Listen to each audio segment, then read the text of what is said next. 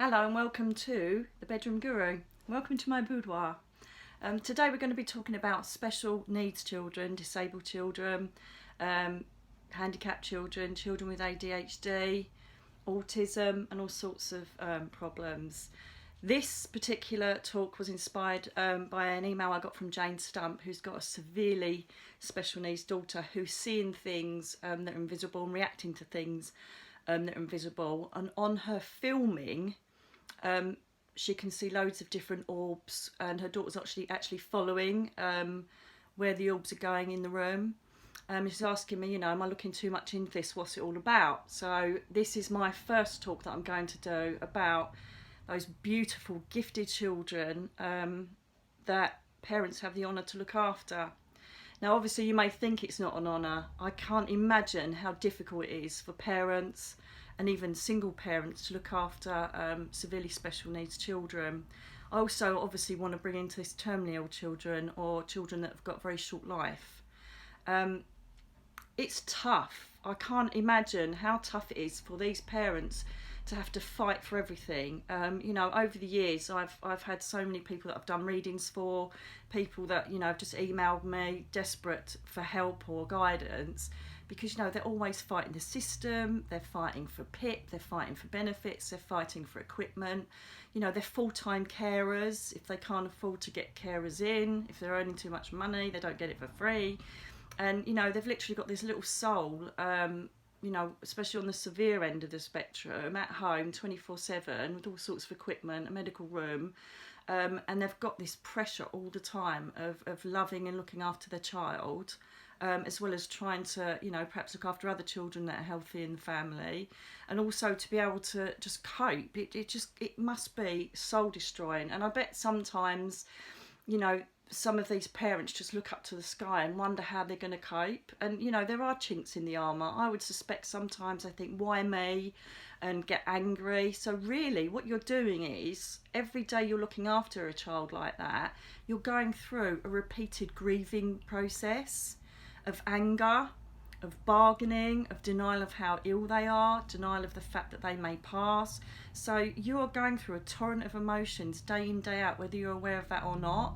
And that for anybody is just completely exhausting and mind-blowingly devastating. How do you get through that? You try and smile and cope, with other family members and friends, and you try and stay as strong as you can. But there must be days where you just think, I can't do this anymore. Then you feel guilty because it's your child, And I get this a lot, especially, with children with ADHD, where they're like angry or they're, passionate about what they want to do. And they just get worn down. The parents get worn down by the energy of these children. So really, on a human level, there's not much that can be done apart from you've got to cope and drag yourself through every day, trying to be the best mum or dad or guardian that you can. And if that's all you've got to help you, then no wonder it's such a hard emotional, physical and spiritual journey for you. I've spoken and meditated on and liaised with my guides about this for years and years and years and years. And every time I've asked a question, even about children that have been killed young, things like that, or died, cot death, I've asked, what is this all about? God almighty, what have we done to deserve this? Because if you've noticed, a lot of the people that look after special needs children, handicapped children, children with short life terms, they're beautiful souls. And I bet they think, why don't the horrible people in the world get this? Why aren't they, getting punished? What if I told you it wasn't a punishment? What if I gave you a bigger spiritual picture on all of this that would help you understand what's going on? Here they go. As soon as I start doing any form of video or start linking up to the angel realms for some sort of insight into what I need to share with you, they start barking into thin air. It does my head in, so you'll have to bear with it. So the bigger picture, I used to keep asking about this, and to be honest with you, if I'm an open-minded skeptic, and sometimes when you do meditation, ask about these sort of things, you get all these answers, you think, yeah, whatever, and I didn't really believe it, because I need to have something happen. So one day oh, it was years ago. I remember I was doing a show in Bethnal Green, and a demonstration of mediumship, and I'd been asking at that time about, you know, what happens to kids that you can't reach. You know, some children are so severely disabled that they can't talk, they can't communicate with you, and they're literally just laying there with their condition. And it was answered. I basically had this evening at Bethnal Green, and it was completely crowded. It was a lovely audience, and this boy came through. Do you know, I can't even remember his name now, isn't that awful? But basically he came through, and I think he was 17 or something like that. I could be totally wrong, but it's more the story that's important rather than the semantics. He was chatting away to me, and I kept thinking, I don't understand this because I can't see how he's passed. And there was a lady in the audience who was his brother's girlfriend. And he was talking like he was still here, but I'd seen him get stabbed in the skull and all sorts of places by a group of blokes.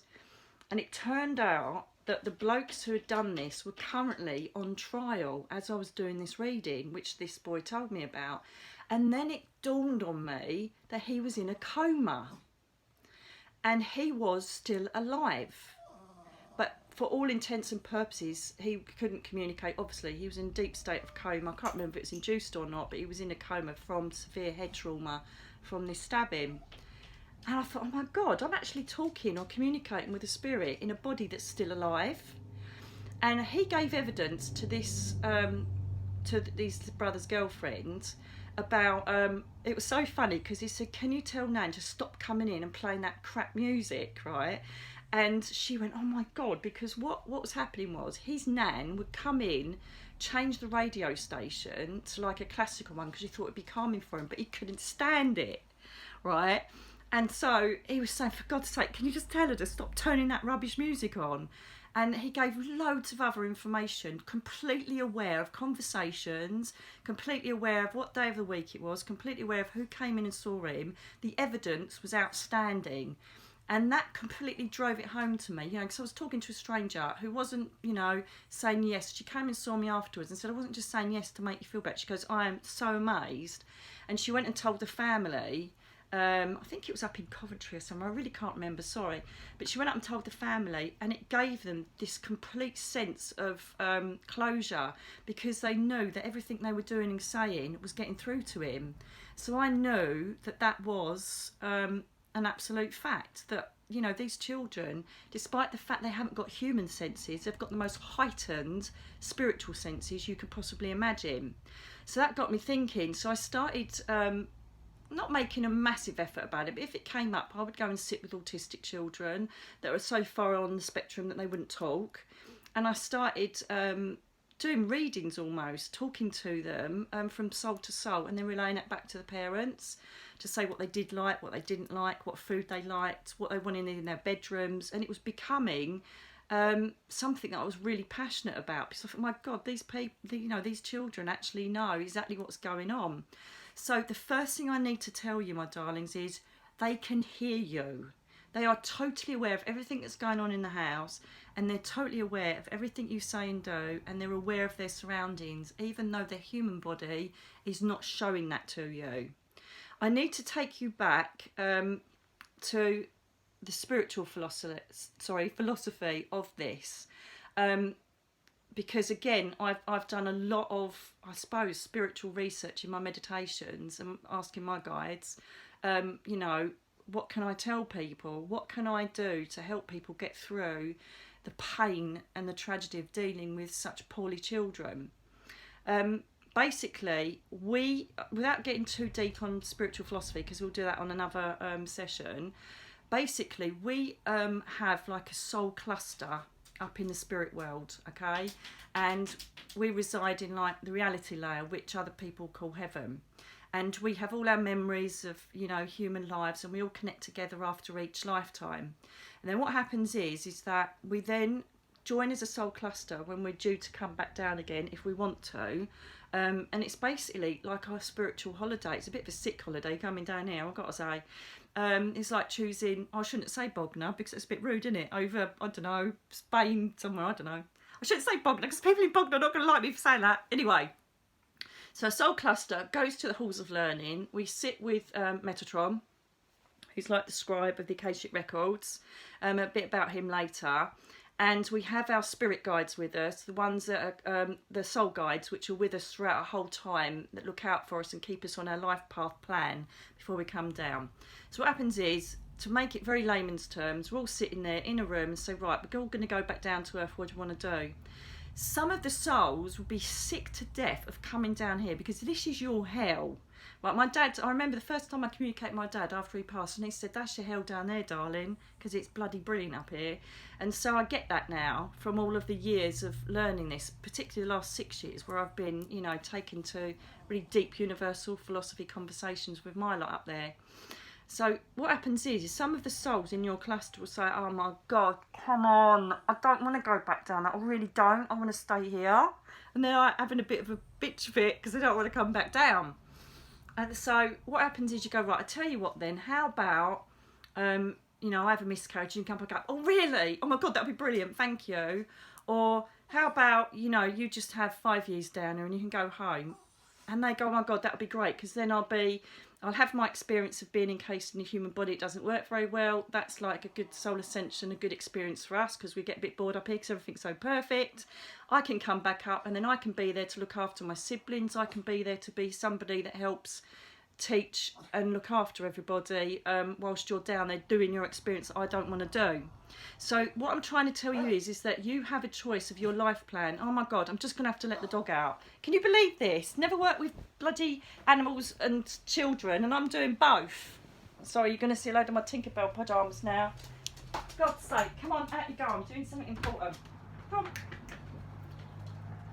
on. Sorry about that. Anyway, I don't know if I can pause this actually. Oh, I don't know if I can pause this, but hey ho. So they've chosen that path. Also, on top of that philosophy, back in the 70s, the powers that be up there, the universe, God, whatever you want to call them, saw that we were going the wrong way, saw that there was too much darkness, like, you know, infiltrating the universe. They saw that there wasn't enough humility, not enough love, and it was kind of seeping around. And at the end of the day, if you watch the news, that's quite evident, isn't it? It's nothing but wars and murders and God knows what going on.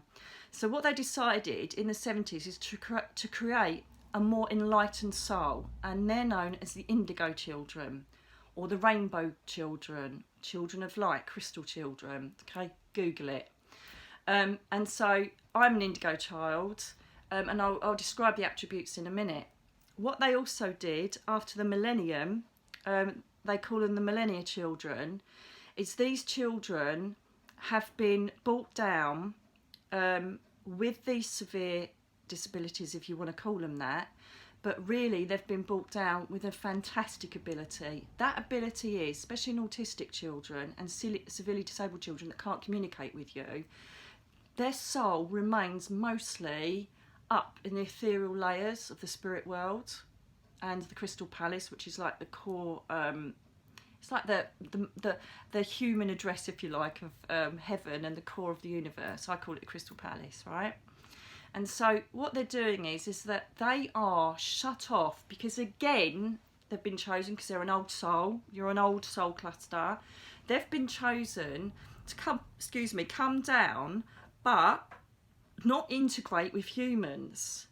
They don't want to know about the outside world. They can't cope with that, okay? And have you ever noticed, right, when you look at children that have got severe disabilities, illnesses, you know, disabled, handicapped, even like Down syndrome, they're all happy. They are completely euphoric. They're really loving. They're really beautiful people. And what person doesn't look at one of these children, right, and not feel compassion, humility, love, and want to help? They ooze that, don't they? They're oozing that energy of them touching our hearts where we want to help them and love them and do good. And that's what the essence of why they've been brought down here, okay? So I know this is hard to stomach, but wouldn't it be nicer to look at my philosophy and what I've been shown, rather than you drag yourself through every day thinking, why is my child so poorly? Why? This could provide that answer that might bring you a bit of comfort. It might not, but At the end of the day, even if I reach one person, we're doing good, right? So when they come down, they are completely, as it's a bit like people with Alzheimer's as well, you know, their soul is kind of residing up, and then it pops back down again, and it goes up again, and it pops back down again, because they're just literally not really wanting to be here, but they're happy to do this little, you know, experience. And then when you all go back up there, and this is what's happened by children that have passed that I've brought down, they say, see, I did it for us, but now I can look after you. I'm really happy I'm up here, you know. But we only see the physical loss. We only see the physical trauma and tragedy of our lovely child going through torture to then be to die. What the hell's all that about? And this is what I'm trying to explain to you. You know, they've chosen it. You chose it as a soul cluster, and they are euphoric because they've done what they needed to do to bring some humility and love to the planet. I know, sounds weird, but trust me, I've argued it for years, but every time I argue it, something happens in synchronicity where they say, shut up and listen and tell people. So I'm like, okay. So, indigo children, basically, indigo children, and you will see this in yourself if you're an indigo child that's also got an indigo child, they are little buggers. I'll tell you that now. Indigo children are people that totally old souls, right? They're older than you. They will ask you questions and argue things out with you, and you're not going to win because they've got every answer. They're passionate, they're driven, they have to succeed, you know, and if they don't, they lose their rag really quickly. They never fit in. They'll never fit in within their peers. Sometimes they'll become more attracted to older people, you know, they prefer to spend their time with older people, even like really old people like the grandparents, things like that. They love nature. Oh my God, do they love nature? They love water. The reason they're so obsessed with water, and this is what I've noticed when I've met and looked at autistic children, water is like the spiritual, physical embodiment of the spirit realms. If you imagine like electricity and metal, water is like the conduit, it's like the connection to the spirit realms. That is why your children love the sound of water, or playing in water, being in the sea, being in a pool. They are obsessed by it because that is the conduit. You know, remember like back in the Victorian times, they used to do water scrying. Water is a conduit, a natural carrier of spiritual elements, okay? And that's why they love water. They certainly don't like authority, they'll push against it, and they'll be dealt with as troublesome, you know. And this takes me to my best friend Nikki. Her son Jack has got ADHD, and I smile when I see it, because don't get me wrong, sometimes you just think, oh my God, he's been in right pain, but it's not his fault. But he gets visitations at night. He gets spirit people coming to talk to him, right? And I've had to cleanse the room. He's obsessed with crystals at his age. He has done for ages. He talks about dreams. I took him in a meditation just to find out how deep his understanding was. And he'd come back and went, yeah, I saw a polar bear. Polar bear basically is a massive animal totem in meditation to say about your spiritual awareness and how like high being you are. Then he described this woman I'd seen standing in his room the day before, and it was his spirit guide. And he shrugged it off like he was talking about seeing a bloke in the shops. He's got the most amazing awareness and talent. Unbelievable. He doesn't know it as much, but he's going to know if he watches this, that he's such a special child because he naturally sees the spiritual aspect of every situation. So he's fighting, you know, at school, in a social environment, with this bloody horrible, I hate the word ADHD and all the human names they give it. Basically, they're indigo children, right?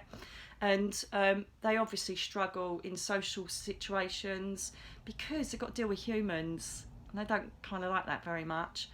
But when you listen to them, the ones, you know, children that can actually communicate with you, they all tell you things that make your spine tingle. I remember a lady once emailing me freaking out because her 3-year-old girl said to her, "Mummy, you're not doing too bad a job, but I was your mummy in the previous life, and I was a bit better than you, so you got a bit better to do." And she was talking about previous lives because, you know, she was such an old soul and so aware of her spirituality that she knew of her previous lives, her whole, you know, her whole soul journey. I was talking to her mum about it. And this is the other thing, is parents don't know how to react. They think, oh my God, they're losing the plot.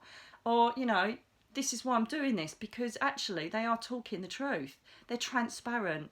They also illuminate such a massive light that everybody will connect in with them. You know, when I was looking at Jane's video, because you sent me a video of a beautiful girl watching all of these orbs and reacting and sometimes getting a bit scared.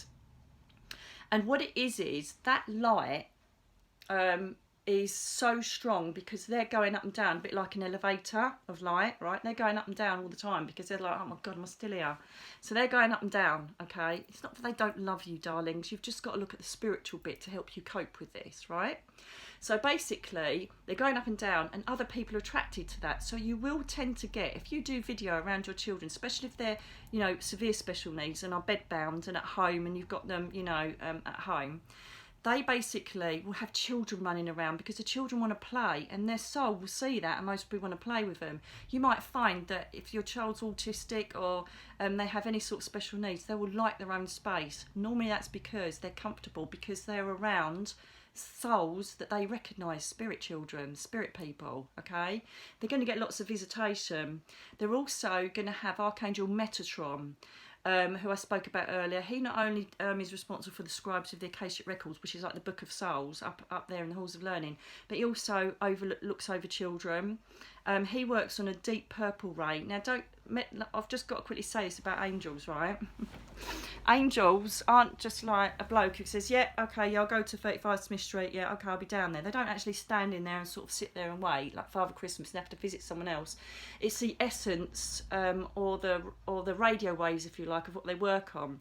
So when you send your energy up and ask for help from an angel, particular one for a particular situation, right, you're sending your energy to that radio wave and you're putting a little message in saying, can I nick a bit of this energy and bring it down into this particular energy, this vortex of energy I need it at. And so the energy comes down from your intention and then resonates around whatever situation you need it for, okay? And that is why people can't get their heads around it, because, you know, you read all these big things in the Bible about angels, all the rest of it, you know, don't get me wrong, I have seen angels 8 foot standing in the corner of the room, but you know why they do that? They do it to appease the mental part, the human part of us. Oh, there's an angel here, good, you know, and also for me to be able to tell you what they look like. They haven't got physical form, but they'll create a form to show you they're there. Or they'll bring feathers, or they'll do something to let you know they're there, okay? So that's just, obviously going to do a whole session on angels, but that's just to kind of explain it to you if you're going to enter into this. Because what I'm trying to do now is help you, to help yourself and your child feel more calm. And this is what I've learned over the years, all right? This is all the spiritual stuff. So basically, Archangel Metatron, he comes in and, you know, whether you've invoked it or not, they see the light of these children, and naturally you'll have his energy resonating, bringing calm, protection, and most probably children down to play with your child, okay? Also, it could be other spirit children that you've lost. You know, one video I saw, clear as day, a little girl standing in the corner, and it was the child's spirit sister. Didn't move a muscle, was there the whole time looking after her. Okay, so they're not alone, they're not scared. Some do react like scared, but that's just surprise, but I'll go on to that in a minute. Obviously, the other archangel that you want to ask, it doesn't matter if you don't believe it, because when you actually do start invoking angels and you think, oh, I feel alright, Pratt, doing this, right, you'll end up getting something happen, as I say, feather or synchronicity, or angels will come up on the radio, something will happen, you think, oh my God, and they will answer and let you know that they've heard you. Archangel Raphael works on a really beautiful green ray, and he's like, you know, the daddy of healing. So if you want them to feel comfortable and receive regular calm healing, it's just another way of bringing comfort and love and familiarity to your child, okay? Also, the other ways to help them is crystals. I used to think they were useless lumps of rock, what the hell, until I learned I learned that basically they work, which again is for another session. I'll tell you about that another day. So I meditated yesterday, knowing I was going to do this, and asked my lot what the best crystals are for children that are either, you know, bedbound, severely disabled, ADHD, Asperger's. Is it Asperger's that I say? Asperger's? I don't know. You know, anybody with like social issues, mental health issues, or physical disablements or handicaps. Right, what are the best ones for them? Now, all the time that I've studied indigo children, it's best if you Google it, because it will give you all the information about it, and you'll most recognise those attributes in your child. They basically always have this blue hue around them.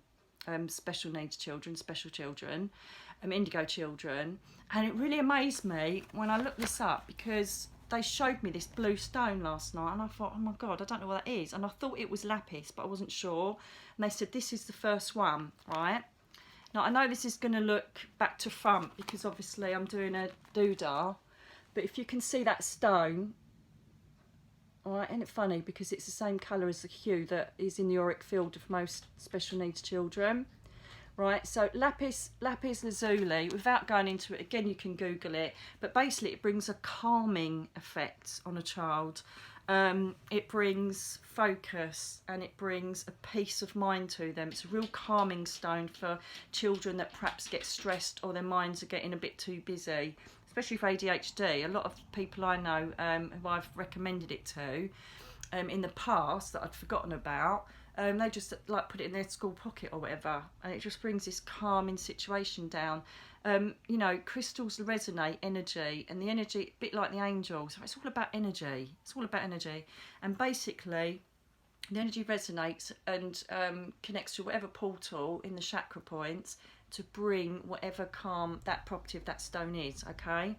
Obviously don't have them near where they can reach them, so either have them under the bed or above them or in the room, so that it can resonate that energy. No, just let it just do its thing and float away around your child. This one is a rose quartz, my favourite stone, pink. Now, rose quartz to me is pretty much a general, all positive, a lot of people call it a love stone, I suppose. I have one in the lounge that I burn a tea light in the middle of, because this resonates positive energy. It filters negative energy, and I don't mean bloody bad spirits, all the rest of it. That does do my head in when people say, oh, protection, bubble of energy. Protection from what? You know, your child is a beautiful child of the light. Why is he going to attract some negative spirit coming? What a load of rubbish. And all these bloody... Hang on a minute, I've got to let the bloody dogs in again. So basically, you know, oh, protect me from this, protect me from that. That's just asking for it, to be honest with you. So really, what it is, protection and negative filtering, is really the energy created by other people, other human beings. So for instance, just say if you've had a row in the kitchen, or your neighbours are having a ding dong next door, you know, the energy can literally float and resonate. And because your child is so open to energy, and people's thoughts, feelings and energy, it's going to like come in. So you don't want that, do you?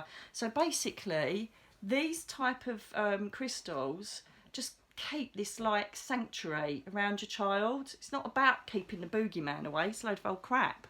You know, you'd basically having positiveness, loveliness, calmness, serenity. This is a beautiful positive stone to have. You can get it in all sorts of ways, shapes or forms to make it look lovely in your room, with the child's room, or just even outside the door, just so that it resonates, all this beautiful ambience of energy. And this is my staple favourite, which is amethyst. I've got a big chunk of it here. This is brilliant, because if you can see there's a hole there. So what I do every night is I light the middle of it, and obviously the light resonates the energy even more.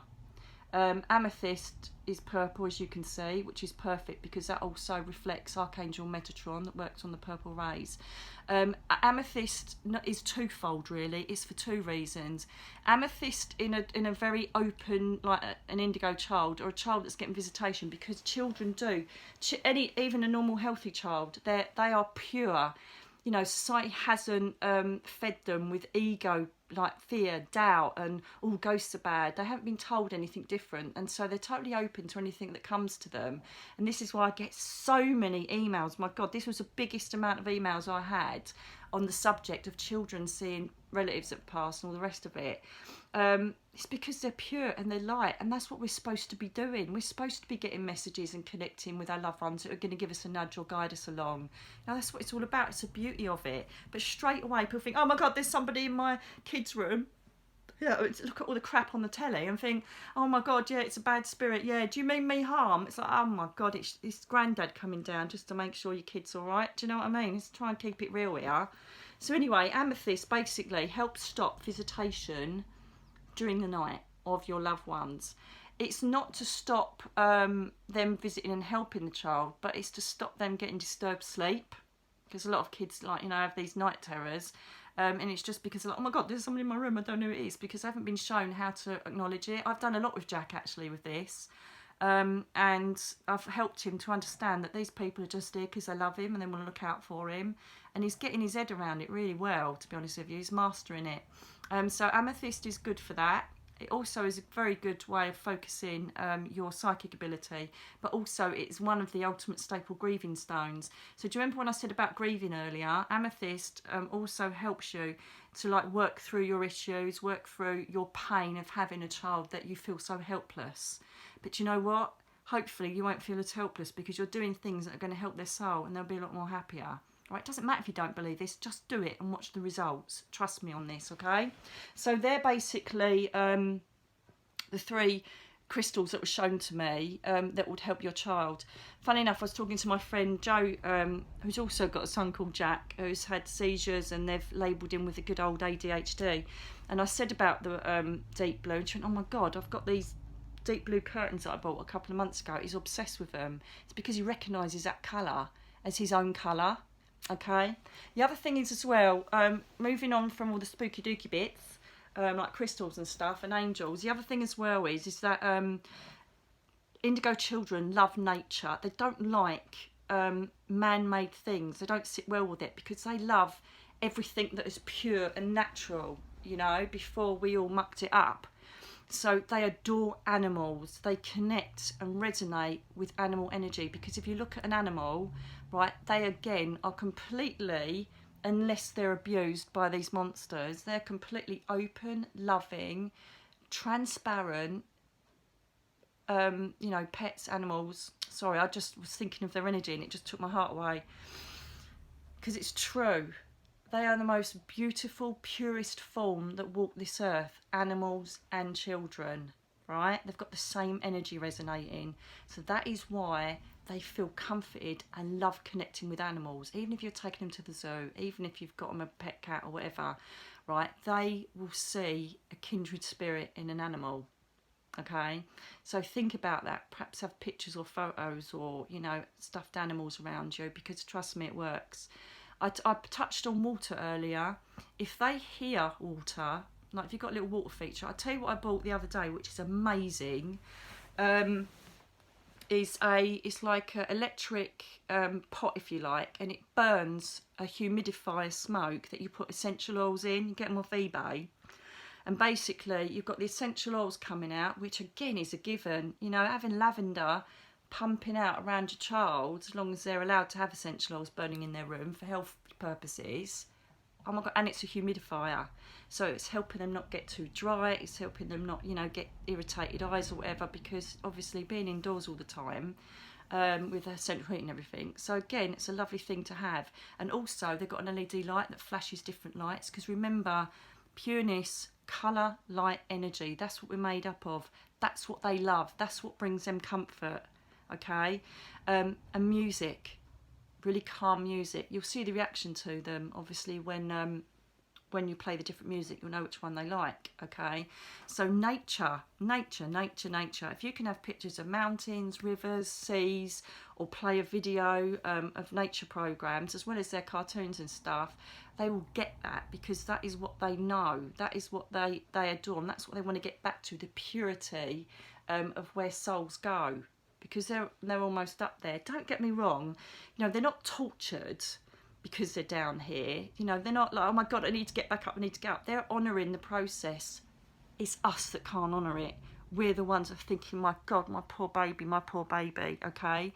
And most of the time, because their soul is not actually encased in the body, it wanders around. You know, I've spoke to children who know exactly what's gone on downstairs when they're upstairs, or the other way round, right? So they can wander around. They're free to do whatever they want, okay? Even though you see a broken body and a broken mind sometimes, their soul is intact.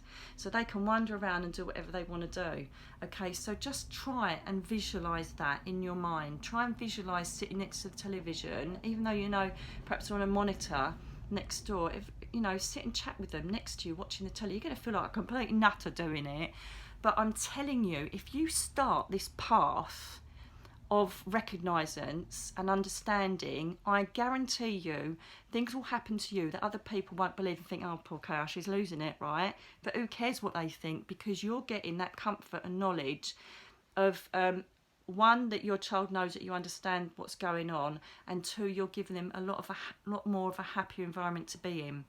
If you know, with Jane's daughter, she was getting fearful of these orbs. So I think sometimes perhaps she was seeing faces like, oh God, and she might not have immediately recognised them.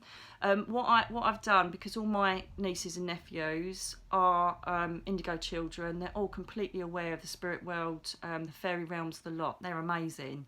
And basically one of my nieces, she is getting lots of visitation, so I had to go and seal the room.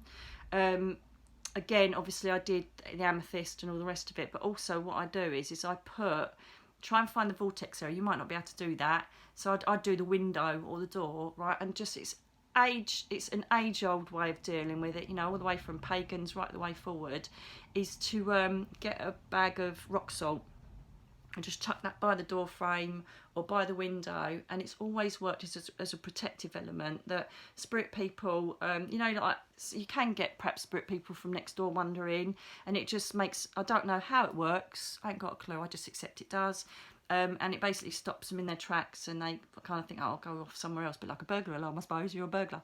I think, oh no, I'll try the next one. So rock salt is a good connection. Going on from rock salt with your crystals, either send me an email if you want to know how to charge them, but they need charging. Some of them can't be charged in water, but most of them can. Rose quartz can't, by the way. So you put them in sea salt or rock salt water, soak them, or the easiest way, without any grief, is now and then just chuck them on the windowsill so they're exposed to sunlight or moonlight. For a busy mum or dad or guardian, that's the easiest way, okay? They need charging, they need to recharge to go back in the room. Okay, so that's to do with the crystals. So basically, you've got a few bits of utensils there to help you work through this difficult life. Some of you might think, what load of crap, I'm not interested, but you know what, is it really going to hurt to try it? You know, and talk to your child. Talk to her like she's normal. Don't talk to them like, hello, is everything all right? You know, talk to them, create this environment around them, and just see how it changes them. And please give me the feedback to let me know as well, because I want to, you know, I want to see the happy stories about this. Going back to obviously the, you know, looking at the orbs and reacting to spirit people being around. The other thing as well is that I've also found it effective with another child I dealt with, Ben in Kent. Is that I also not only did the amethyst, rock salt, blah, blah, blah, blah, I also got a dream catcher, right? And I said, this is magical, it's really magic. Because all those faces you see and all those things that you think that are in the room, this sucks them in and sends them off to the fairy realms when they get told off, or whatever way that you know your child is going to, you know, react to. And have the dream catcher visually in an area where they can see it, because they still believe in magic. It's a shame we don't. I do. But they'll believe that. So all of these visual stimuli will help your child to have a lot more of a comfortable time down here, and also help a bonding process with you, because you're showing you understand it. You're showing that you understand where they are and what they're doing. Nothing can take away the pain from watching your child suffer. Nothing can do that. Nothing can do that at all.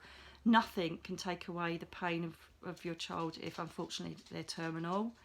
But all I'm saying is that wouldn't it be better to have other things to focus on, and other things to try and help you cope that I've given you today, rather than just go through the horror of thinking how much your child is suffering.